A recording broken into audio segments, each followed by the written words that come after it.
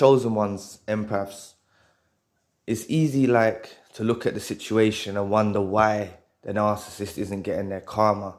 Like, you look upon them and you see them going through life now, you see them doing well, or you see them with a new supply, and you think to yourself, how can someone put me through such abuse and torment, and you don't see them facing the wrath? Okay, I've seen this question come up with a lot of people, but what I want to say to you is, right, is you have to, when you think about it, right, let's break it down now, yeah? When you were with the narcissist, right, they were completely disturbed. They were completely deranged. Yet, you felt like you fell in love with them. Or you felt like there was, they were a close family member. Or you thought they were a loving parent, or a sister, or a brother, or auntie, or uncle. You thought, you know, just a family member. You thought, or a friend even. You thought that they, this is what I mean. You genuinely thought that. Okay, so look, when you was with them at the beginning, on the surface, how did it appear? It appeared this was a loving person, someone that cared about you, someone that wanted what's best for you, and they love bombed you and done all of this stuff, and you were blissfully unaware. Okay, but they were suffering at that time. The narcissist has such low self-esteem. The narcissist is very weak in their core. This is what we've got to understand about the narcissist. Everything to do with the narcissist is on the surface. Everything that they try to make out that they're doing fine, that they're okay, is on the surface. Okay? But deep inside of them, deep in their core, they're troubled. That's why they outwardly project that they're okay towards you, right? They want to project that they're okay, to make you feel bad, to make you feel like you're suffering, right? To make you feel like this person's just come in my life and left me, that this person has just trampled all over me and they've got away unscathed. But deep in the core of their spirit, they're really troubled. And this is where karma is taking the effect. You have to look behind the veil. You have to see it. You have to see that when you see that picture of them with the new supply, they've rushed out there. They've jumped onto something new. They've probably downgraded. They're not satisfied. So their satisfaction comes from showing you. Please press the like and the subscribe button. Help your brother out. It will take 2 seconds of your time. Thank you. But they, sorry. They want to show you that they're doing fine. To make you feel like you're suffering. To make you feel like you can't be with them. You know, to make you feel like you've lost out. To make you feel, this is what they're doing. They're projecting their own feelings, and everything that you're feeling with inside yourself, every ounce of it, you're an empath. Every bit of hurt that you're feeling is actually generated from their hurt within inside themselves. They're suffering. They don't know what they're doing. Trust me, karma has already taken hold. I will say, though, I don't want you, if you have implemented no contact, or if you're involved in them with child's life and you've implemented grey rock method, you're not getting involved in unnecessary conversations with them about their day-to-day life and their hobbies and stuff. You're keeping it grey rock with them, yeah? If you've got if you've got kids with them and stuff like that, right? Or you've utilized the no contact and you've gone full no contact with them, yeah? You've done something like this. Or you've implemented the parallel parenting, like I mentioned before, that I've learned about, right? Instead of co-parenting. You've done something to put your boundaries up, okay? This will, and you're staying away. Let karma do its work. As I told you before, I've told you this story before, but I'll repeat it again. My mother wronged my dad. I'm not saying she was a narcissist. I don't know. But she wronged my dad. And I think my dad ended it with her, vice versa. They ended it.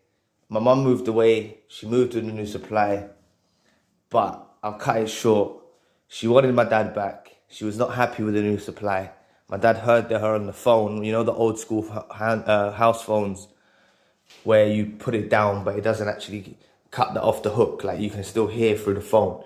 And my dad was just trying to tell her to put the phone down because she's wasting the phone bill, but she couldn't hear my dad. And she heard my dad heard my mum talking about him, saying she wants him back and stuff like that. My dad didn't want her back. But she died 5 years, from when I was 2 till 7 years. So 5 years. She died after 5 years from alcohol. I'm not saying that the narcissist in your life is just going to go out there and die off alcohol, but I'm trying to say that they have a troubled road ahead of them. And this is what karma does. You wrong someone in this life, it will come back to you. Trust in the universe, trust in God that they're going to face their wrath. Yeah, they will face their wrath. If we keep looking for the karma, we keep sitting there thinking, when's it going to happen? When's it going to happen? You have to have trust in karma. You have to have trust in God, trust in the universe. You have to have trust in all of that to actually see that beneath the surface, they're suffering. It's all about looking behind the veil.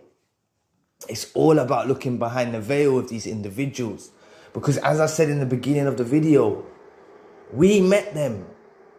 They may have come from another relationship. They may have, you know, we heard them say, oh, their ex is bad, or this and that, this and that.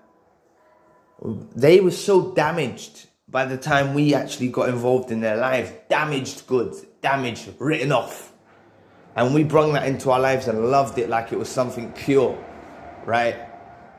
You know, but they were damaged from the get-go. They've been damaged for years. I'll tell you how karma gets them too.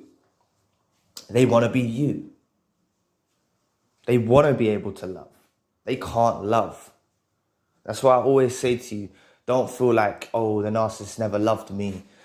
Trust me, they loved you, but they don't know how to love. They loved you the best possible way they knew how to love, but they're devoid of empathy. They're devoid of empathy. So therefore they can't pair bond. And therefore they don't have love within them. So they pretend to love. They pretend to be romantic.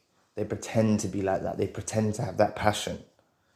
They're so dead inside. Isn't that karma in itself? Isn't that a curse? They're cursed. They're cursed beings. And the reason why they're cursed is because they had a chance within their lives to repent for what they've done or change their ways. They had a point in time where God or the universe gave them an opportunity to change their ways. Probably a long time before they met you. But they chose not to. And they chose to keep on going in the same formation with this toxic behavior. And they will be cut down. They will be cut down. I've read through the comments of times where people have subscribers and people that comment have mentioned about the abuse that they faced and how karma's got them now.